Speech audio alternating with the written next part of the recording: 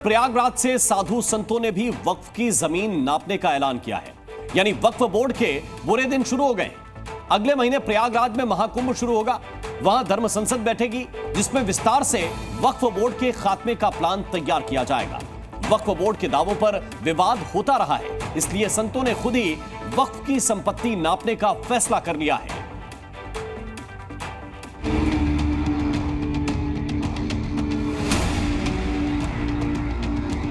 हमारी एक ही आवाज है, वक्फ बोर्ड समाप्त हो जाए और सनातन बोर्ड जो है उसका जो है गठन हो।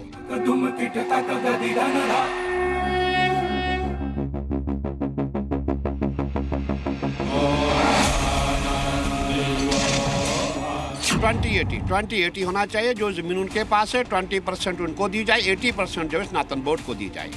प्रयागराज में अखाड़ा परिषद ने वक्फ बोर्ड को तोड़ने का ऐलान कर दिया है। संतों की 5 मांगे हैं। देश भर के संतों से वक्फ बोर्ड को लेकर एक सर्वे रिपोर्ट मांगी गई है। संत समाज रिपोर्ट देगा कि वक्फ बोर्ड ने कहां-कहां हिंदुओं की जमीन, जायदाद और मंदिरों पर कब्जा किया हुआ है। 27 जनवरी को महाकुंभ के दौरान धर्म संसद में सनातन बोर्ड के गठन का प्रस्ताव दिया जाएगा। संतों की मांग है कि मनमानी करने वाले वक्फ बोर्ड को खत्म किया जाए और अगर वक्फ बोर्ड खत्म नहीं होता तो उसकी 80% जमीन सनातन बोर्ड को दे दी जाए।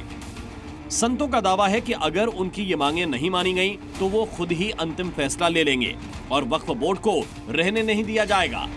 वक्फ जितना भी वो पूरा कब्जा कर रहा है, जहाँ जहाँ वो बोलता है, जहाँ जंगल है, जहाँ भी सिटी है, जहाँ भी वो चाहता है वो कब्जा कर रहा है। इसीलिए हमें जो सनातन बोर्ड को कब्जा नहीं करना है, हमें कोई ज़मीन नहीं चाहिए, हमें कोई लैंड नहीं चाहिए, हमें उनकी लैंड चाहिए जो उनके पास है, वो हम लेंगे। हाँ बिल्कुल, वक्त से देखिए जब उनको दिया गया है तो हमारा ये मानना है कि 20% उनको छोड़ दिया जाए, 80% जो है हमें सनातन बोर्ड को दिया जाए। यानी वक्फ की जमीन से ही सनातन बोर्ड बनेगा। बिल्कुल वहाँ से बनेगा, क्योंकि हम जो है हम भारत सरकार से जमीन नहीं मांगेंगे, हम उन्हीं की जमीन मांगेंगे जो उनके पास है, जो कब्जा किया है वो जमीन हमको दी जाए। वक्फ पर अखिल भारतीय अखाड़ा परिषद की चेतावनी महत्वपूर्ण है, क्योंकि अखिल भारतीय अखाड़ा परिषद सनातनी संतों और साधुओं का सबसे बड़ा और ताकतवर संगठन है।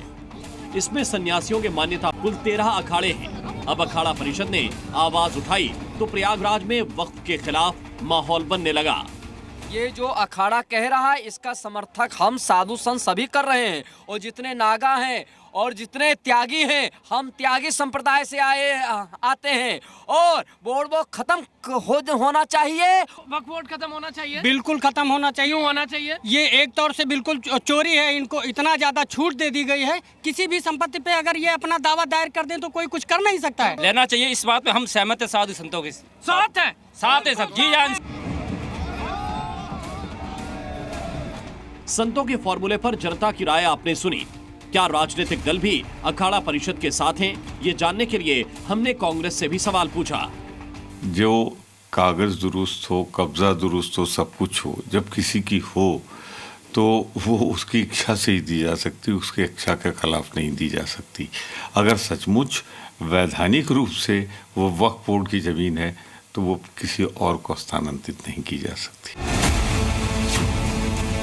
इसी हफ्ते महाकुंभ मेला क्षेत्र में वक्फ के खिलाफ पोस्टर लगे, जिन पर लिखा है वक्फ के नाम पर संपत्ति की लूट है। धर्मनिरपेक्ष देश में ये कैसी छूट है? मतलब पहले साधु संतों ने पोस्टर लगाया और अब वो एक्शन में आ गए हैं। वक्फ की संपत्ति नापने की बात सामने आई तो मौलाना भी आवाज उठाने लगे। दावा किया कि वक्फ की जमीन माफिया के कब्जे में है और संत इन जमीनों से कब्जा हटाने में मदद करें। वक्फ की प्रॉपर्टी लगभग 90% के करीब तमाम प्रॉपर्टी माफियाओं ने घेर ली और अवैध कब्जे कर लिए। अगर संत माफियाओं से छुड़ाने में, अवैध कब्जे हटवाने में, वक्फ को सुरक्षित करने में सहयोग करेंगे तो हम भी संतों के साथ हैं। केंद्र सरकार ने पहले ही वक्फ बोर्ड एक्ट में संशोधन करने की कोशिशें शुरू कर दी हैं।